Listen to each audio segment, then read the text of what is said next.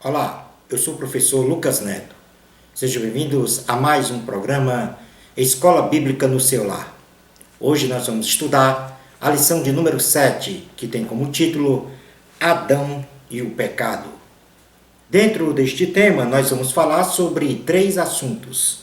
E o primeiro deles será: o pecado de Adão suscitou morte. Em segundo lugar, vamos falar sobre a lei destaca o pecado. E em terceiro e último lugar, vamos falar sobre a ofensa de Adão acarretou no juízo de Deus sobre toda a humanidade. Vamos então dar início à nossa aula de hoje. Pela herança adâmica, todos os homens nascem na condição espiritualmente de pecadores. Ou seja, não nos tornamos pecadores. Nós trazemos na essência da natureza humana a inclinação pecaminosa e somos receptivos sempre a pecar, porque somos pecadores. Romanos capítulo 5, versículo 12 diz assim: portanto, assim como por um só homem entrou o pecado no mundo, e pelo pecado a morte, assim também a morte passou a todos os homens, porque todos pecaram. Quando Adão e Eva foram criados, a intenção do nosso Criador, Deus Pai, era que Adão e Eva vivessem eternamente. E se Adão e Eva não tivessem desobedecido a Deus, certamente viveriam eternamente. Todos os homens hoje querem viver eternamente. Não querem passar pela morte física.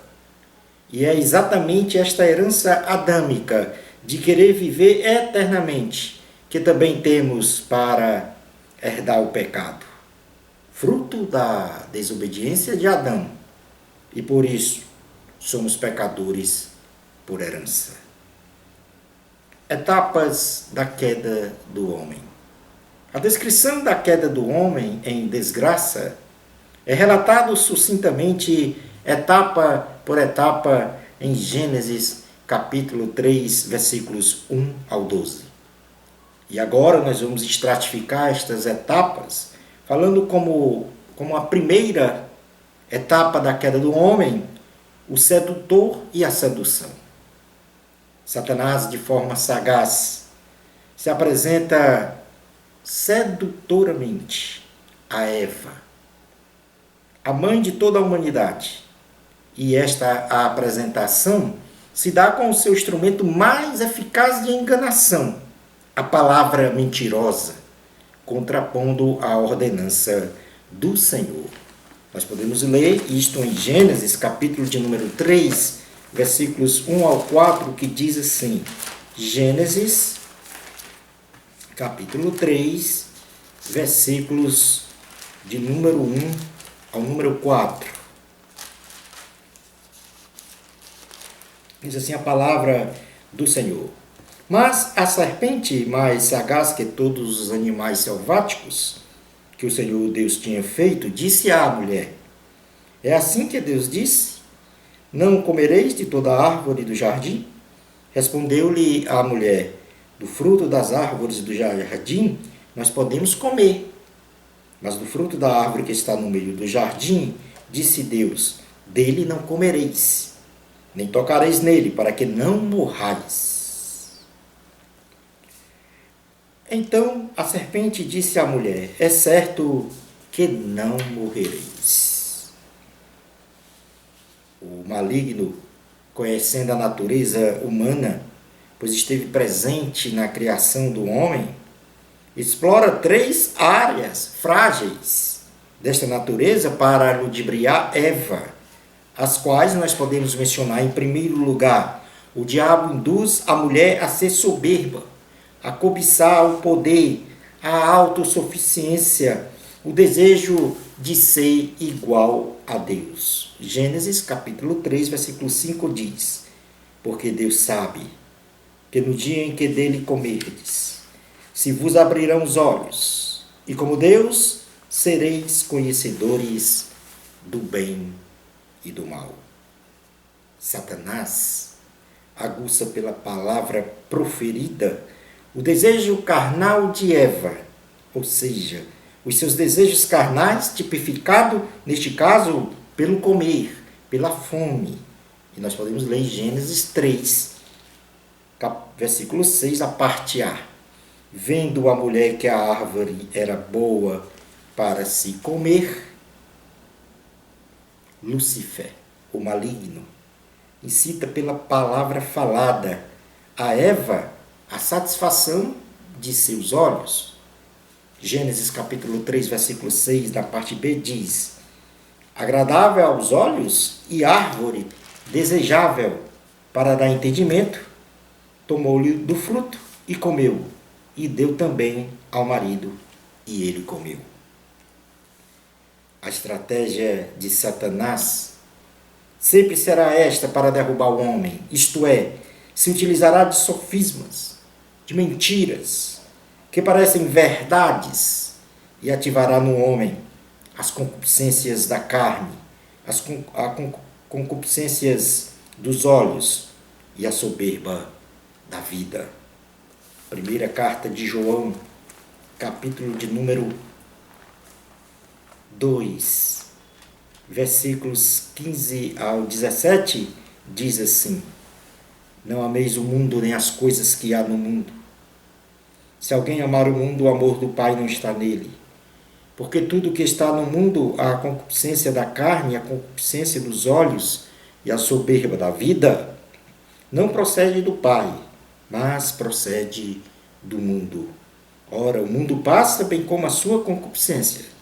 Aquele, porém, que faz a vontade de Deus, permanece eternamente. Passemos agora para a segunda etapa da queda do homem. Após o sedutor e a sedução, vem a infração da ordem divina. Eva caiu na tentação armada pelo diabo. E em ato sumário comeu do fruto da árvore do bem e do mal, que havia sido proibido por Deus de comê-lo. Convenceu a Adão, seu marido, a também comer do fruto proibido, e pelas mesmas razões, Adão também pecou e desnudos ficaram da graça do Senhor. Gênesis, capítulo de número 3, versículos 6 e 7, diz assim a palavra do Senhor. Gênesis 3, 6 e 7.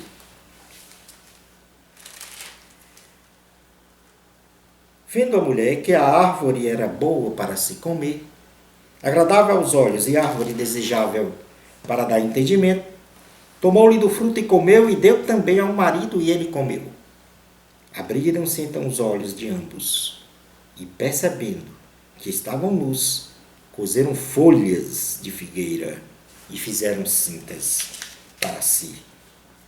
Adão e Eva perceberam as suas respectivas nudez, tipificando uma indecência moral do caráter humano sob todos os aspectos, ou seja, o estado anterior de inocência passa a ser imoral, deturpando todos os conceitos puros de Deus para o homem.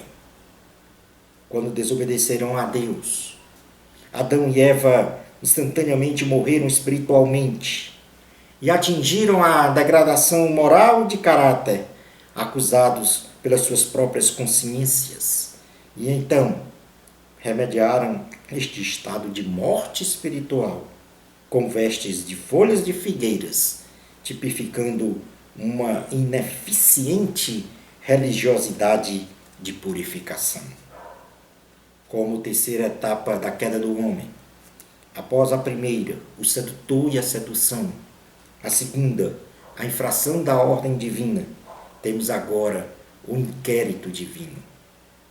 O Senhor, em sua perfeita e absoluta onisciência, já sabendo da maldita desobediência de Adão e Eva, busca conversar com eles no jardim, na velação do dia, e percebe que eles estavam escondidos detrás das árvores, em estado de degradação moral e com um sentimento de medo.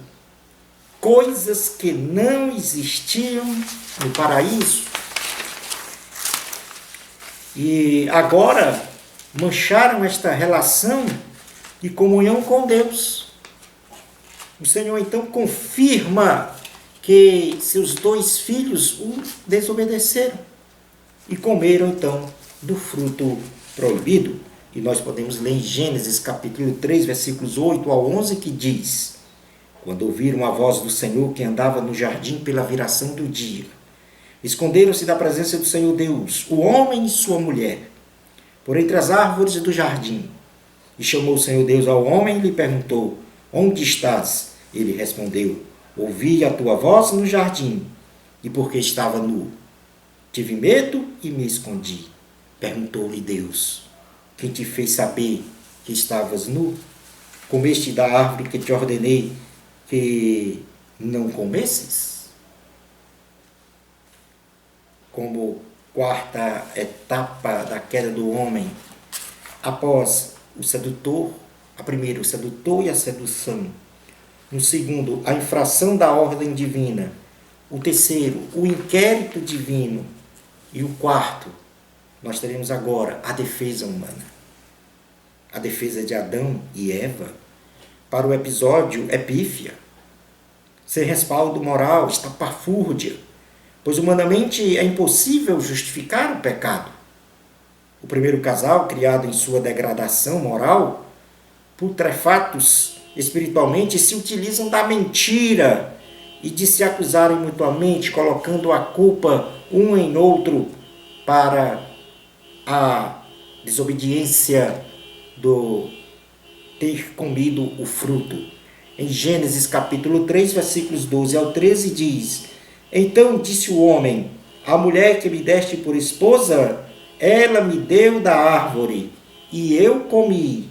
Disse o Senhor Deus à mulher: que é isso que fizeste? Respondeu a mulher: a serpente me enganou, e eu comi. Então aí nós temos a descrição da queda do homem.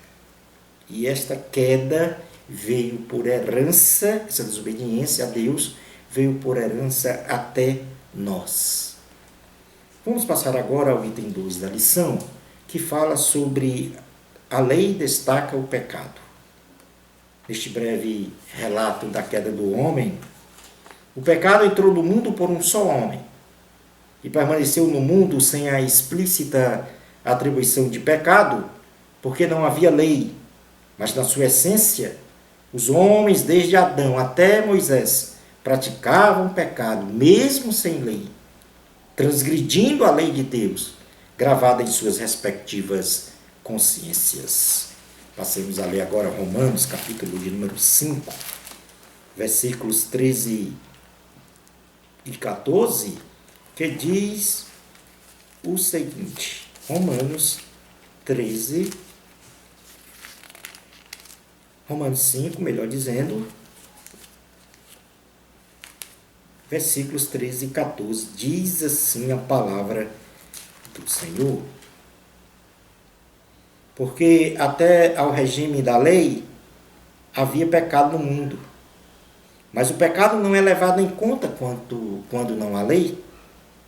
Entretanto, reinou a morte desde Adão até Moisés, mesmo sobre aqueles que não pecaram, a semelhança da transgressão de Adão, o qual prefigurava aquele que havia de vir. Romanos capítulo 2, versículos 14 e 15, diz assim a palavra do Senhor: quando, pois, os gentios que não têm lei procedem por natureza de conformidade com a lei, não tendo lei, servem eles de lei para si mesmos. É através de Moisés que a lei de Deus chega para caracterizar e apontar formalmente o pecado no homem, bem como fornecer a salvação dos efeitos do pecado, ou seja, a salvação da condenação à morte eterna. E essa salvação é através de Cristo, o Filho de Deus. No livro de Êxodo, capítulo de número 32, no seu versículo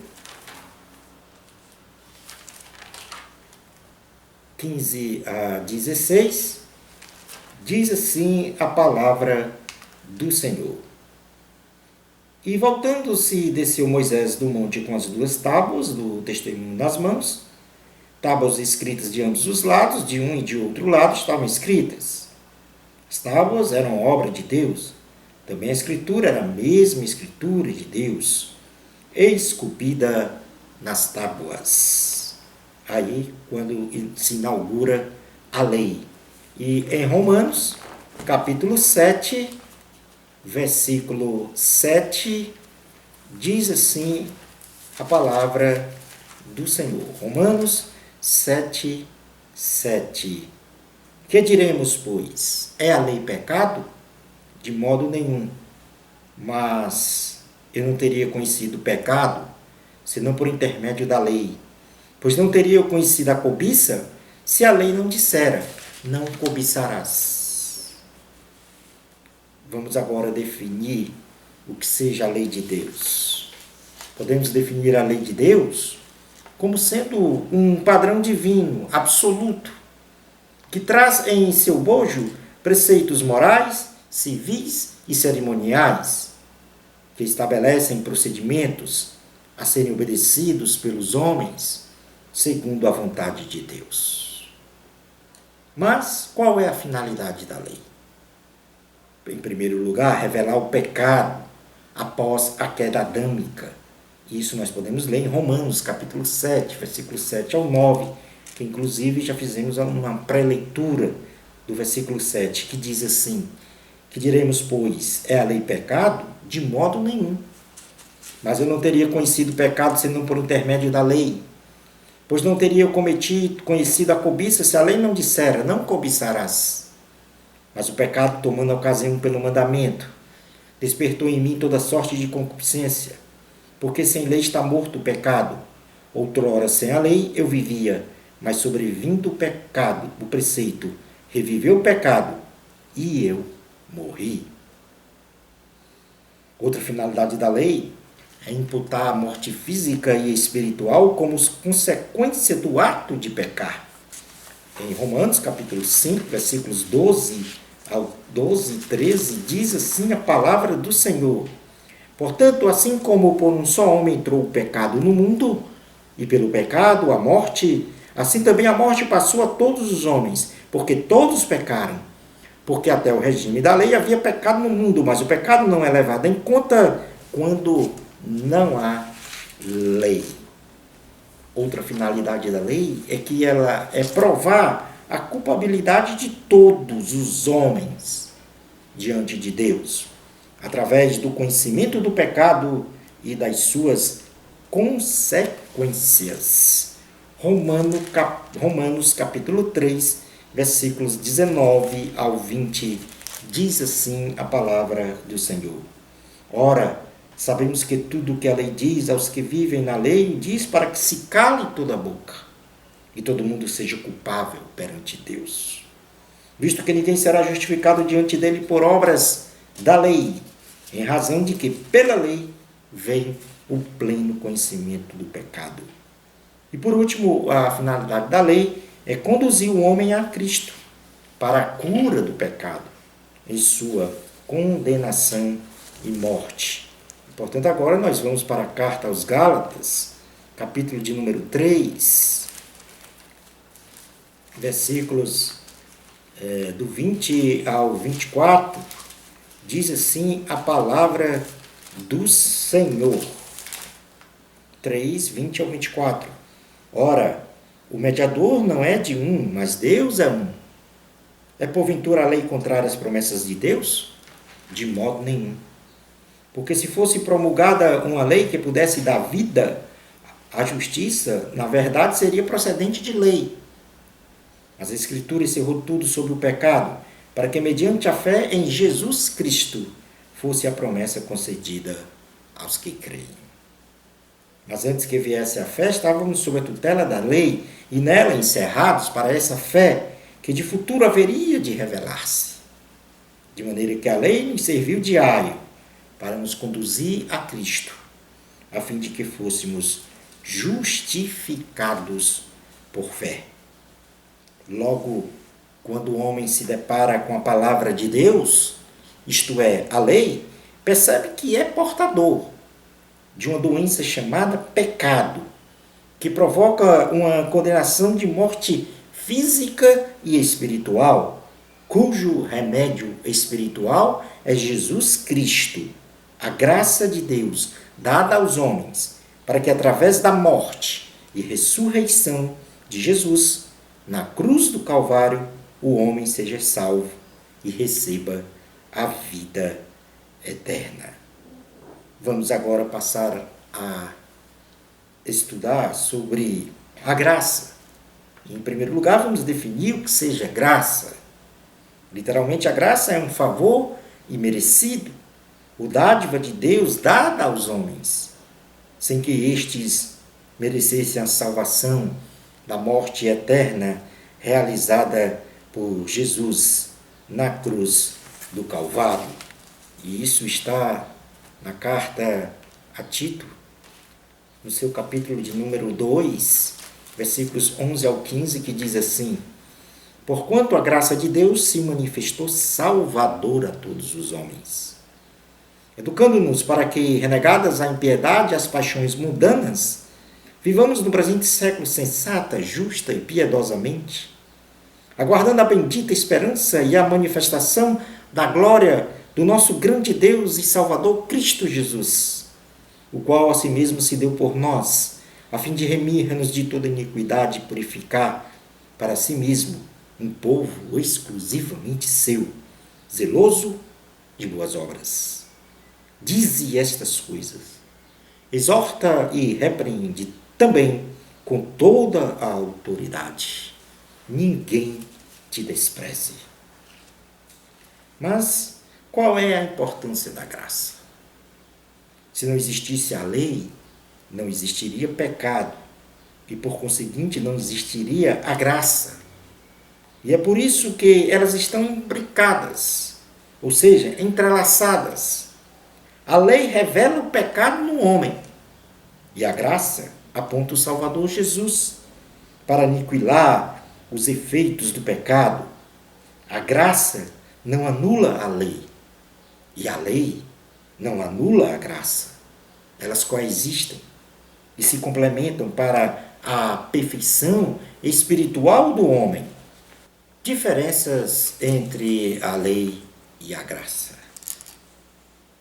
A lei é a sombra da graça, ou seja, tudo que está na lei não salva o homem, mas aponta o seu estado débil, de iniquidade, necessitando de um aperfeiçoamento e salvação.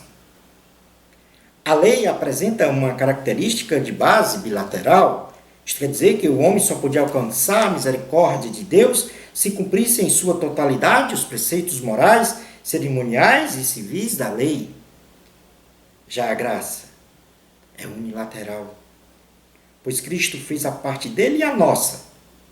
E é pela graça em Cristo Jesus que somos salvos, presente de Deus.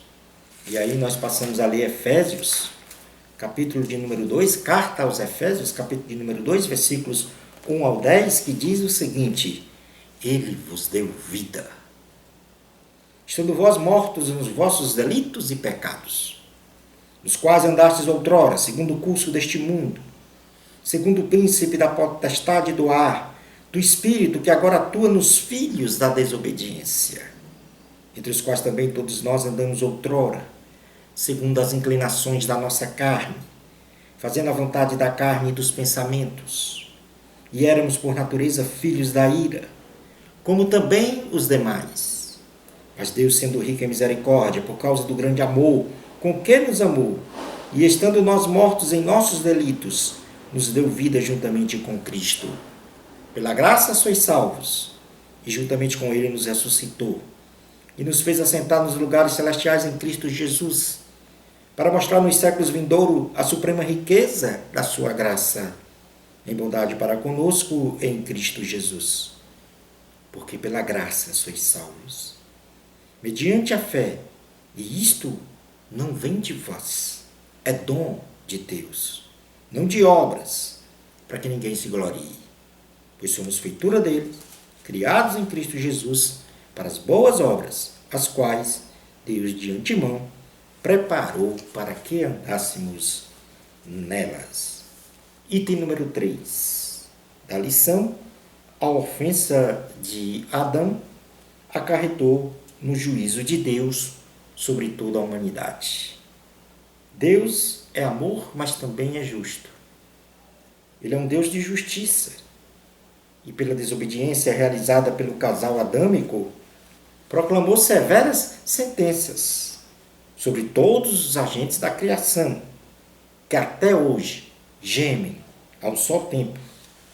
Estas sentenças foram: a serpente, por ter deixado Satanás se incorporar em seu ser para promover a tentação e a queda de Adão e Eva, a serpente foi sentenciada a rastejar sobre o pó da terra. E isso nós podemos ler em Gênesis, capítulo de número 3, versículo 14. Diz assim a palavra do Senhor: então o Senhor Deus disse à serpente: visto que isso fizeste, maldita és entre todos os animais domésticos, e o és entre todos os animais selváticos. Rastejarás sobre o teu ventre, e comerás pó todos os dias da sua vida. Outro sentenciado foi o diabo.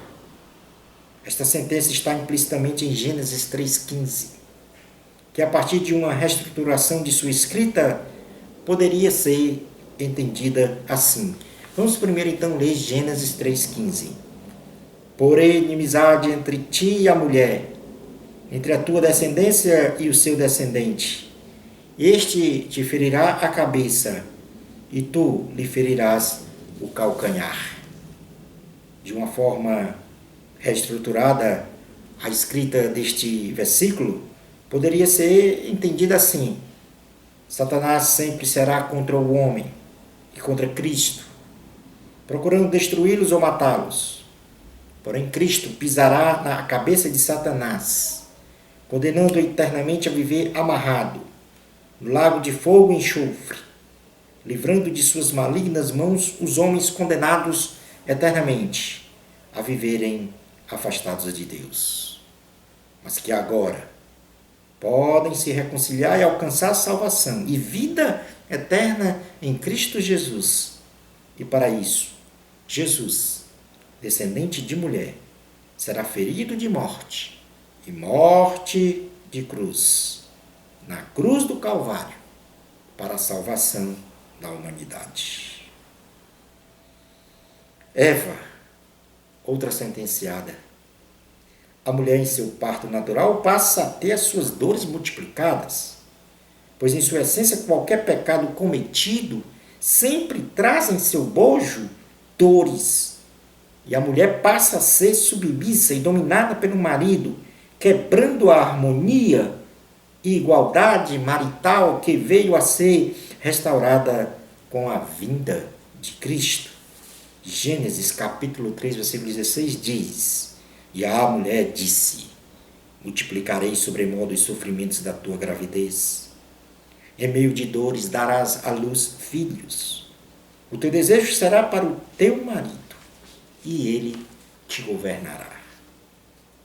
Outro sentenciado, outro que passou por uma sentença a partir deste pecado da desobediência de Adão e Eva foi a terra. Pela desobediência, a terra foi amaldiçoada. E agora passa também a produzir espinhos, cardos, abrolhos, sendo estes espinhos os mesmos que foram utilizados para ferirem a cabeça de nosso Mestre Jesus. Gênesis capítulo 3, versículo 17. E a Adão disse: visto que atendeste à voz de tua mulher, e comeste da árvore que eu te ordenara não comesses, maldita é a terra por tua causa. em fadigas, obterás dela o sustento durante os dias de tua vida. Como último sentenciado, nós temos Adão. Seu sustento alimentar passa a depender agora de seu próprio esforço físico e de muitas lutas para sobreviver.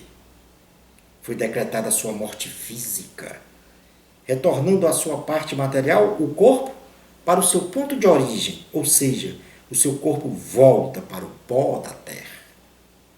Foi impedido seu acesso à árvore da vida.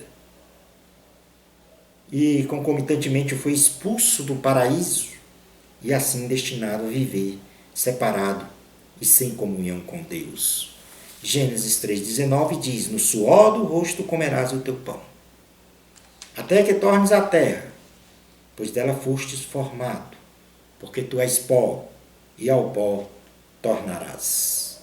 No versículo 22 a 24 diz: então disse o Senhor Deus: eis que o homem se tornou como um de nós, conhecedor do bem e do mal, assim que não estenda a mão e tome também da árvore da vida, e coma, e viva eternamente. O Senhor Deus, por isso, lançou fora do jardim do Éden, a fim de lavrar a terra de que fora tomado. E expulso o homem, colocou querubins ao oriente do jardim do Éden, e o refugie de uma espada que se revolvia para guardar o caminho da árvore da vida. Deus é misericordioso e demonstrou o seu profundo amor para com o homem, quando prometeu a vinda de um Salvador. Está lá em Gênesis 3,15. E tipificou o modo de salvação do homem pela morte e pelo sangue de um cordeiro, ao substituir as vestes de Adão e Eva, feitas de folhas de figueira, por vestes feitas de peles de animal. Gênesis capítulo 3, versículos 20 a 21. E deu o homem o nome de Eva, a sua mulher, por ser a mãe de todos os seres humanos. Fez o Senhor Deus vestimenta de peles para Adão e sua mulher, e os vestiu. O apóstolo Paulo faz uma comparação contrastante entre a ação pecadora do homem e a ação da graça do Senhor Jesus para com toda a humanidade, a saber. E aí nós vamos para a carta aos Romanos, em seu capítulo 5, e passemos agora a comentar cada versículo deste capítulo 5, que vai do versículo 15 até o versículo de número 21.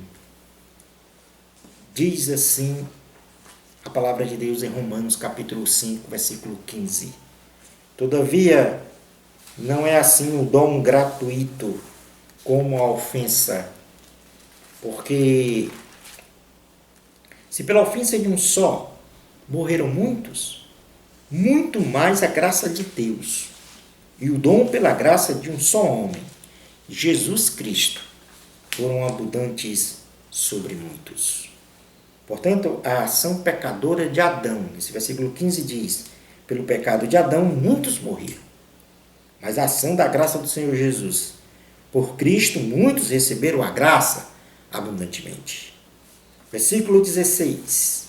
O dom, entretanto, não é como no caso em que somente um pecou, porque o julgamento derivou de uma só ofensa para a condenação, mas a graça transcorre de muitas ofensas para a justificação. Na ação pecadora de Adão, por uma só ofensa, no caso, a ofensa de Adão, veio o julgamento e a condenação eterna. Pela ação da graça do Senhor Jesus, ou seja, por muitas ofensas a Cristo, veio a graça e a justificação.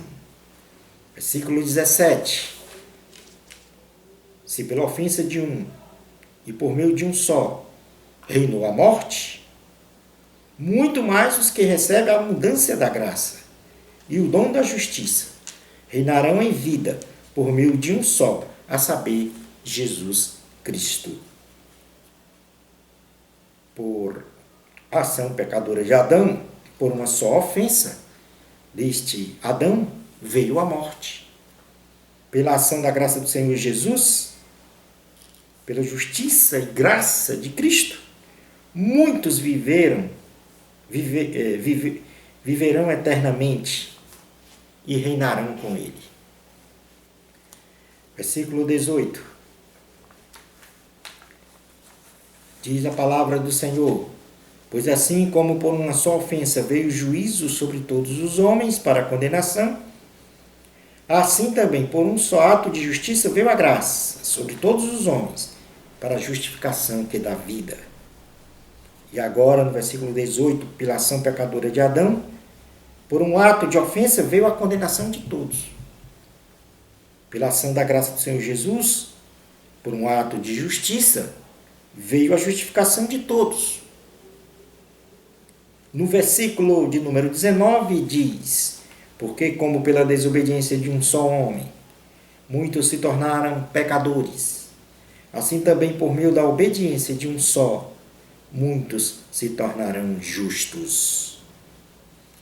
No versículo 19, pela ação pecadora de Adão, pela desobediência do próprio Adão, muitos foram feitos pecadores. Mas pela ação da graça do Senhor Jesus, pela obediência de Cristo, muitos foram feitos justos. Versículo 20. Sobreveio a lei para que avultasse a ofensa, mas onde abundou o pecado, superabundou a graça. Pela ação pecadora de Adão, a lei aponta o pecado do homem. Pela ação da graça do Senhor Jesus, onde existe o pecado, existe a graça divina para aniquilar o pecado. E por último, o versículo 21 diz: a fim de que, como o pecado reinou pela morte, assim também reinasse a graça pela justiça, para a vida eterna, mediante Jesus Cristo, nosso Senhor. Pela ação pecadora de Adão, o pecado reina pela morte. Pela ação da graça do Senhor Jesus, a graça reina pela justiça, para a vida eterna, por Jesus Cristo.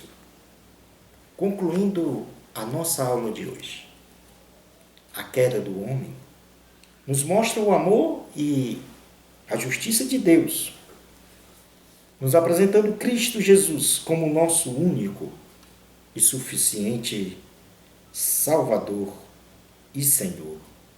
Aleluia! A glória é de Deus.